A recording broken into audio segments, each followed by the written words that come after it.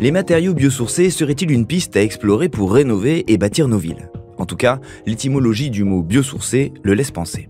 C'est simple, il vient de bio, la vie, et on y ajoute sourcé puisque les matériaux puisés sont issus du vivant, végétal ou animal. Et attention aux nuances, les matériaux biosourcés ne doivent pas être confondus avec les écomatériaux, une famille un peu plus large qui inclut aussi les produits géosourcés comme la terre crue, la pierre, etc., qui eux ne sont pas issus de matières vivantes. Et quand les constructions continuent à se développer à un rythme bien soutenu, trouver des solutions complémentaires aux matériaux traditionnels est un enjeu primordial pour imaginer le futur du secteur du bâtiment. Plus concrètement, qu'est-ce qui se cache derrière le terme de matériaux biosourcés? Et comment ce concept réinvente-t-il le secteur de la construction? Je suis Alice. Et moi David, et ensemble nous décryptons ces nouveaux termes qui renferment bien plus que leur sémantique. Constructing New Worlds par Saint-Gobain, derrière les mots, des solutions et innovations pour un futur plus durable.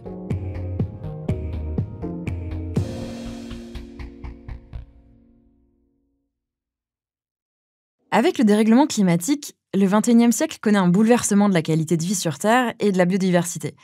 Et il n'y a plus de doute, parmi les activités humaines en cause, il y a celle du secteur du bâtiment. Les matériaux biosourcés offrent donc des alternatives intéressantes, vu qu'ils utilisent des ressources renouvelables, locales, et qu'ils offrent de bonnes qualités techniques. Mais alors, en quoi ces matériaux biosourcés sont-ils intéressants? Il faut savoir que pour être qualifié de biosourcé, un matériau doit être impérativement composé de matières premières renouvelables et de préférence exploité de manière responsable. Donc ça peut être du bois, du chanvre, de la paille, des textiles recyclés, des balles de céréales, du liège, du lin, du chaume ou même de l'herbe de prairie. Bon bref, on a l'embarras du choix. Et en plus de ça, pour pouvoir être utilisés, les matériaux biosourcés doivent présenter des qualités techniques, des performances énergétiques et de résistance qui sont comparables aux matériaux traditionnels et conformes au code de la construction et de l'habitat. Et c'est tout? Eh ben non, c'est pas tout. Ils doivent aussi permettre de garantir la qualité des usages habituels du bâtiment, c'est-à-dire offrir un confort thermique, sonore, etc., tout en répondant aux normes standards de sécurité, notamment contre les incendies. Sauf que certains matériaux biosourcés sont vulnérables face aux attaques fongiques ou biologiques, donc pas que des qualités. Mais le plus intéressant, c'est que les matériaux biosourcés fonctionnent comme des pièges à carbone tout au long de la vie des bâtiments. Je te donne un exemple. Ils peuvent être incinérés dans un processus de valorisation énergétique ou alors compostés pour créer du biogaz. Et pour ça, c'est toute leur analyse de cycle de vie, ou ACV, qui doit être étudiée. Mais pour résumer, un matériau, quel qu'il soit, est intéressant lorsque son empreinte sur l'environnement est la plus faible possible, depuis son extraction jusqu'à sa fin de vie. Ouais, c'est ça. Et ce qu'il ne faut pas oublier aussi, c'est que l'usage des matériaux biosourcés dans la construction ou la rénovation des bâtiments doit permettre, en théorie, de faire des économies d'énergie, notamment grâce à leur performance isolante. Et oui, certains matériaux biosourcés, composés de fibres, ont généralement des propriétés isolantes comparables aux matériaux traditionnels, ce qui va leur conférer d'excellentes performances thermiques et acoustiques. Alors, bien évidemment, utiliser du bois, des végétaux ou d'autres produits issus du vivant pour fabriquer des bâtiments, c'est loin d'être nouveau. On les a juste laissés de côté pour préférer des matériaux qui sont plus faciles à intégrer dans une production industrielle et moins chers, et parfois aux dépens de l'environnement. Mais aujourd'hui, est-ce que les pouvoirs publics encouragent leur utilisation? Oui, avec de nombreuses lois comme Élan en France, et ils sont aussi promus au niveau de l'Union européenne. Il y a aussi des labels de construction durable comme Leadership in Energy and Environmental Design et Building Research Establishment Environmental Assessment Method. Ils récompensent les projets qui utilisent des matériaux biosourcés ou ceux qui sont composés d'une large proportion de matières premières recyclées.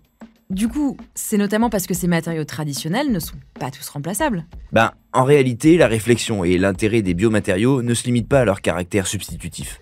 C'est toute une démarche écologique et sociale qui se cache derrière, dont les politiques publiques d'ailleurs doivent continuer à s'emparer encore plus intensivement.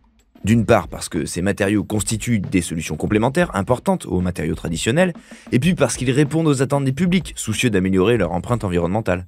Oui, mais tout ça dépend du type de matériaux exploités selon les pays, justement. Par exemple, en Europe, le Portugal est un gros producteur de liège, si ce n'est le plus gros. Et le liège est un matériau biosourcé qui peut servir de panneau isolant ou de revêtement de sol. Autre exemple en Asie, on peut aussi réutiliser la paille de riz pour isoler certaines constructions.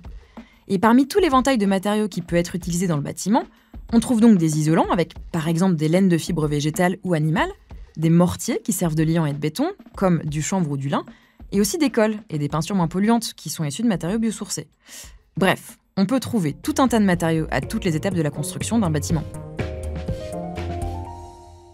Bon, en effet, les matériaux biosourcés sont assez prometteurs. Mais il y a quand même des limites à tout ça.